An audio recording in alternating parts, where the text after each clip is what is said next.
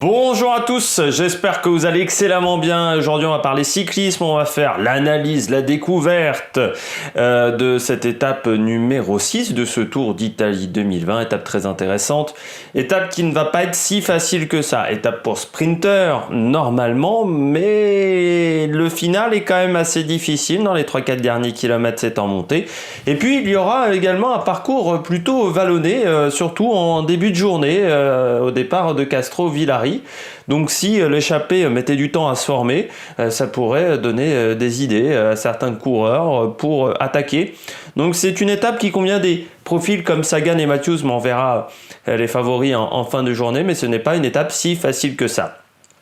Normalement ça devrait être très spectaculaire, en plus les conditions climatiques vont rendre la course spectaculaire, donc ça va être très intéressant. Étape qui fera 188 km, je crois voir, oui 188 normalement, cette étape numéro 6, donc une distance on va dire raisonnable pour un grand tour, contrairement à la veille on a eu 226 km, je crois me rappeler. On regarde tout de suite le profil de cette étape sans tarder, on part de Castro-Villari avec une côte dès le début de journée, le Valco di Campotenese, 11 km 6 à 4,8 de moyenne, côte qui n'est pas répertoriée au classement de la montagne. Alors là c'est l'organisation à l'italienne, ça c'est des côtes là en début de journée ont dû être répertoriées au classement de la montagne, parce que c'est vrai que ça aura donné une petite carotte aux coureurs qui partaient dans les échappées. On aura ensuite le Madonna del Carmine, donc on monte quand même à plus de 1000 mètres d'altitude, 1 km 6 à 5,8 de moyenne, ça redescend vers Rotonda, et puis on remonte à partir un peu avant Viggianello, donc aux alentours de 37-38 km de course. Donc vous voyez vraiment que les deux premières heures de course risquent d'être très pas simples pour les coureurs, avec une nouvelle montée, 8 km 4 avec 4,8 de moyenne. Et ça redescend pour le sprint intermédiaire, celui qui donne des points au classement du meilleur sprinter, enfin au classement du maillot des cyclamènes. C'est au kilomètre 61,5, c'est la montée et le sprint intermédiaire est sur la petite montée, voilà je vais y arriver, de San Severino Lucano, et puis ensuite on continue la descente tranquillement vers le ravitaillement qui sera au kilomètre 114, et puis le sprint pour les secondes de bonification lui sera à Craco Peschiera, ça sera au kilomètre 134, donc on sera encore à une cinquantaine de kilomètres de l'arrivée. Et là, ça va s'accélérer au niveau du rythme du côté de San Vinco di Ferrandina au kilomètre 153,5, parce qu'ensuite on a la Galliera Milota qui est la seule côte donc répertoriée de la journée, côte de 3e catégorie, 4 km 7 à 6,9 de moyenne. Vous voyez tout de suite le profil. C'est très régulier avec les 200 derniers mètres qui sont un peu plus difficiles, mais c'est assez régulier entre 6 et 8 de moyenne.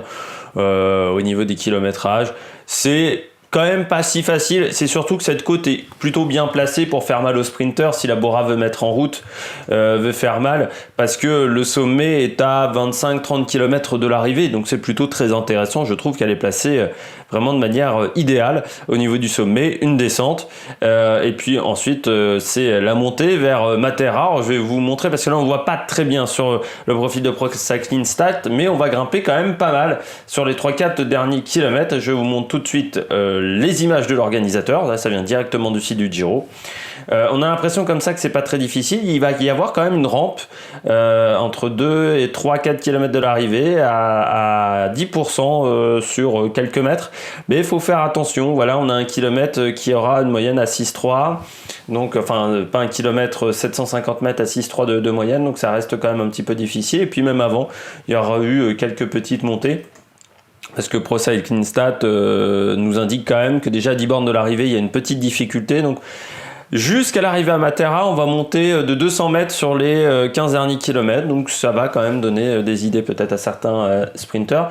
L'arrivée qui sera en plus très technique, je vous montre là également les images de l'organisateur pour que vous compreniez bien. Du côté de Matera, vous voyez qu'à 2 km, c'est là où ça se complique, il y a un petit virage, et dans le dernier kilomètre surtout, vous avez une chicane, et c'est en descente ce passage-là. L'organisateur indique que la dernière ligne droite fait 800 mètres. j'ai des doutes quand même par rapport à ce que je vois. Du côté de Matera, et qu'on a 7,50 m de large.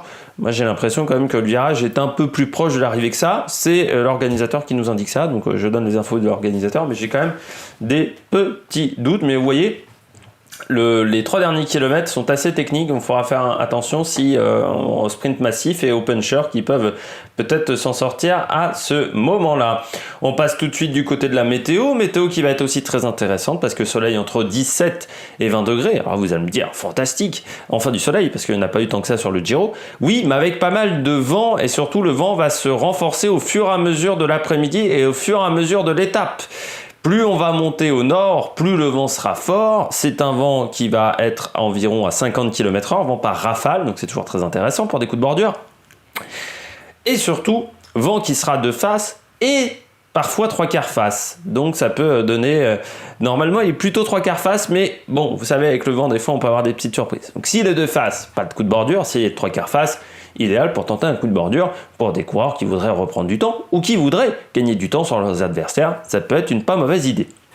La stratégie, moi je considère quand même qu'on aura un sprint, on aura une échappée. Je considère que l'échappée sera importante, on aura peut-être 6, 8, 10 coureurs dans cette échappée, mais qu'au final on aura un sprint parce que les conditions de vent vont faire que la course va être tendue, je pense, sur la deuxième partie de journée.